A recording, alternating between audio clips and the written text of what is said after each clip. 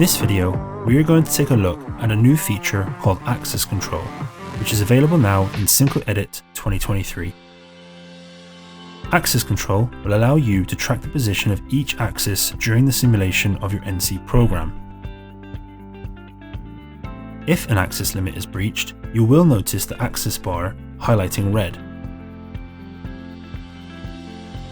Alternatively, you can simply check the simulation report, which reveals all collisions, syntax errors, and travel limits.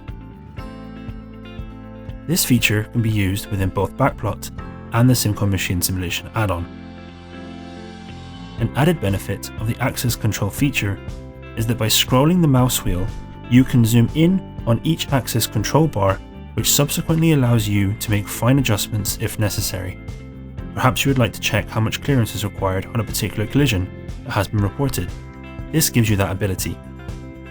For further information, please contact your local reseller today or visit our website, cimco.com.